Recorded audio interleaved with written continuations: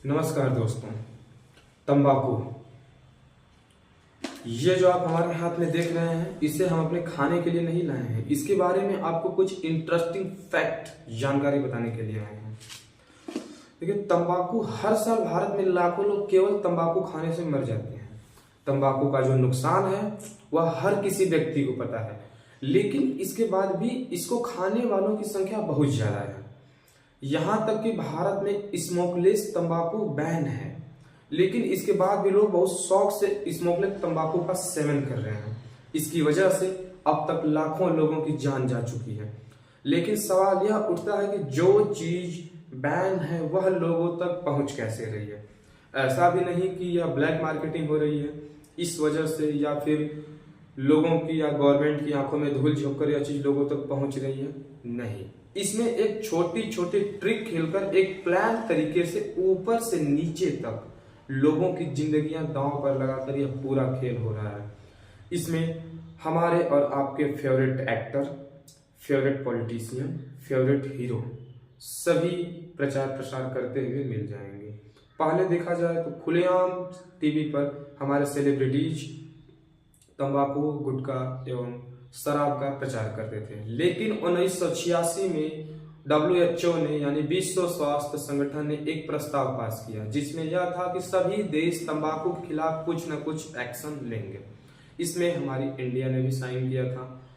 अब इंडिया ने भी साइन किया था तो इन्होंने तंबाकू के प्रचार पर बैन लगाया। फिर 2003 में आया कोप्टा एक्ट। इसके बाद कुछ रूल बना, जैसे पब्लिक प्लेस पर आप स्मोक नहीं कर सकते, उसको बैन कर दिया गया। एजुकेशनल इंस्टीट्यूट के 100 मीटर के अंदर आप स्मोक या किसी गुटखा या तंबाकू को सेल नहीं कर सकते, उसको भी बैन कर दिया गया। 100 मीटर के बाद जो 18 साल से कम उम्र के बच्चे हैं ये भी तंबाकू को नहीं खरीद सकते, इसको भी बैन कर दिया गया। इस एक्ट के बाद जो छोटे मोटे एड चल रहे थे टीवी पर, उनको भी पूरी तरह से बैन कर दिया गया। पॉइंट की बात यह है कि अगर देखा जाए तो किसी भी प्रोडक्ट को नहीं बैन किया गया था, उसके एडवर्टाइजमेंट जो उसका प्रचार प्रसार हो रहा था उसके लिए अलग अलग नियम बने और उसको भी बैन कर दिया गया। इसके बाद 2011 में तंबाकू से बने गुटखे को पूरी तरह से बैन कर दिया गया।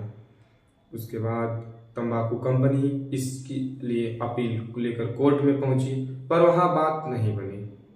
तो सभी कंपनियों ने अलग अलग तरीका निकाला। उन्होंने पान मसाला और प्रोसेस्ड तंबाकू का 2 पैक निकाला, जैसे पान मसाला को अलग और तंबाकू को अलग, और बेचना स्टार्ट कर दिया। मतलब जो व्यक्ति गुटखा खाने वाला है वह केवल 1 पैक मसाला पान खरीदेगा, और जो व्यक्ति तंबाकू खाने वाला है वह दोनों खरीदेगा, और दोनों को मिला करके फिर से वही प्रोडक्ट तैयार हो जाएगा जो प्रोडक्ट बैन कर दिया गया था। ऐसा करके कंपनी अपने अपने ब्रांड को स्प्लिट किया। अगर हम देखते हैं जैसे कि मार्केट में शिखर पान मसाला हो गया, शिखर तंबाकू, शिखर गुटखा, यहाँ तक कि हमें मार्केट में शिखर फिल्टर खैनी भी देखने को मिलती है। इस तरह के प्रोडक्ट को बेचने का तरीका कंपनियों के पास मिल गया। लेकिन कंपनी के पास यह प्रॉब्लम थी कि इसका प्रचार प्रसार कैसे हो। अब उसका तरीका निकालना था, क्योंकि जब तक किसी भी प्रोडक्ट का एडवर्टाइजमेंट नहीं होगा वह मार्केट में दिखेगा ही नहीं तो बिकेगा कैसे। इसके लिए कंपनी लेकर आई एक सरोगेट एडवर्टाइजमेंट कॉन्सेप्ट। इस चीज को ध्यान से सुनिएगा। इसमें उन्होंने गुटखा, तंबाकू, अल्कोहल, सिगरेट जो पूरी तरह से बैन थे, सेम गुटखे जैसा पैकेट तैयार किया और गुटखे की जगह छोटे अक्षर में सुपारी या इलायची लिखना स्टार्ट कर दिया और उसको एडवर्टाइज करना शुरू कर दिया। अब इनका देखा देखी अल्कोहल कंपनी ने भी सेम वही काम किया। उन्होंने भी अल्कोहल की जगह सोडा वगैरह लिखना स्टार्ट कर दिया। ऐसे ही एक रॉयल चैलेंजर्स स्पोर्ट नामक ड्रिंक, जिसका ऐड विराट कोहली करते थे, आपको आज तक कहीं मार्केट में देखने को नहीं मिलेगी। यहाँ तक कि रॉयल चैलेंजर्स नाम से पूरी की पूरी IPL टीम बना दी गई। इसमें भी बहुत विवाद हुआ। कई लोग इस चीज को लेकर कोर्ट तक पहुंच गए कि आप एक दारू के नाम से IPL टीम बना रहे हैं, इससे दारू का प्रमोशन होगा।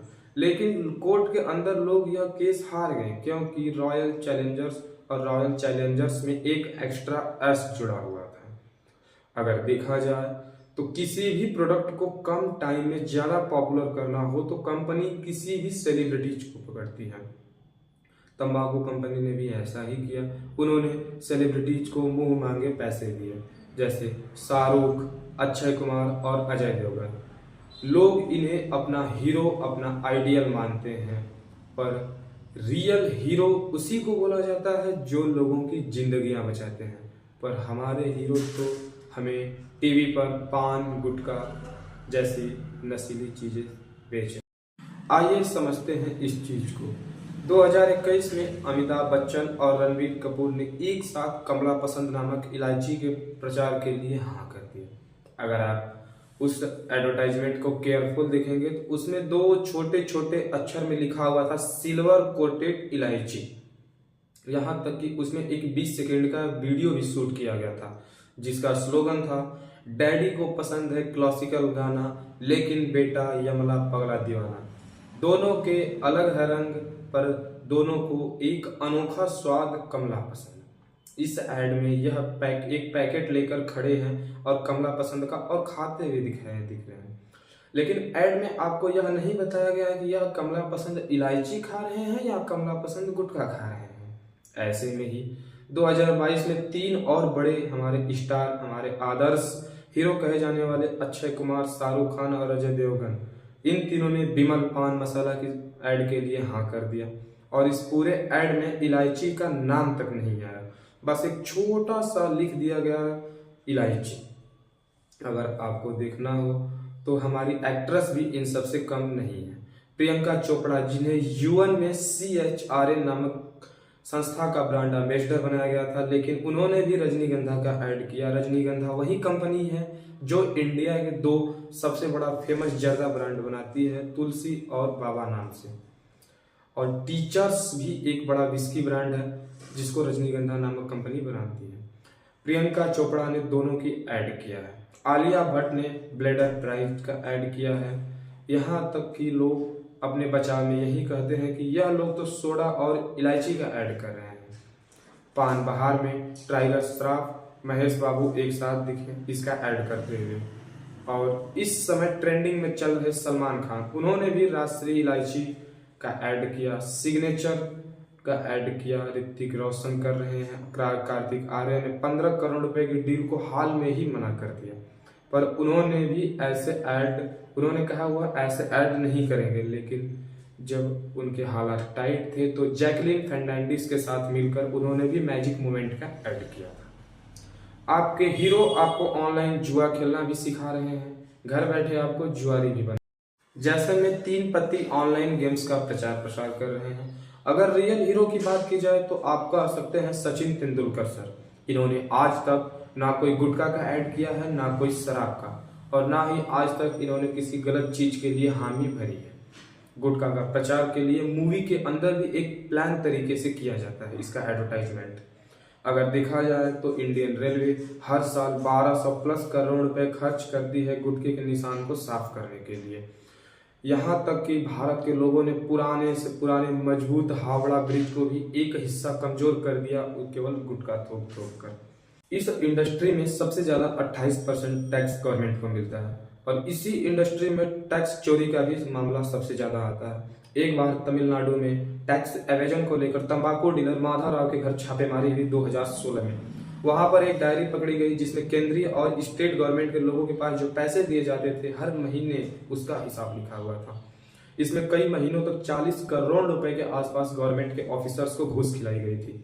द हिंदू की एक रिपोर्ट के अनुसार 2010 से 2011 तक ITC यानी इंडियन टोबैको लिमिटेड कंपनी ने कांग्रेस को 3 करोड़ का डोनेशन दिया था, बीजेपी को 2.5 करोड़ का डोनेशन दिया था, समाजवादी पार्टी को 22 लाख का डोनेशन किया था, और राष्ट्रीय जनता दल को 33 लाख, और DMK को 22 लाख, शिवसेना को 17 लाख रुपए का, और द नेशनल कांग्रेस पार्टी को 14 लाख रुपए का। वहीं ITC कंपनी ने 2018 से 2019 में बीजेपी को 23 करोड़ का घूस, 2020 में ICT ने कांग्रेस को 20 करोड़ रुपए दिए। कंपनियां डोनेशन सभी को करती हैं, लेकिन जो पार्टी पावर में होती है उनको ज्यादा पैसे देती है। बस फर्क सिर्फ इतना होता है। 2011 में ITC के अध्यक्ष को पद्म भूषण से सम्मानित किया गया था। 2012 में ITC के अध्यक्ष को RBI के बोर्ड मेंबर भी बनाया गया था। अलग अलग पार्टी के बड़े बड़े लॉयर हैं सुप्रीम कोर्ट में, आईटीसी के लिए वो केस भी लड़े हैं तंबाकू कंपनियों के। जैसे अगर कांग्रेस के अभिषेक मनीष सिंह बीजी और बीजेपी के अरुण जेटली जी, उन्होंने तंबाकू कंपनियों का सुप्रीम कोर्ट में केस भी लड़ा है। धन्यवाद।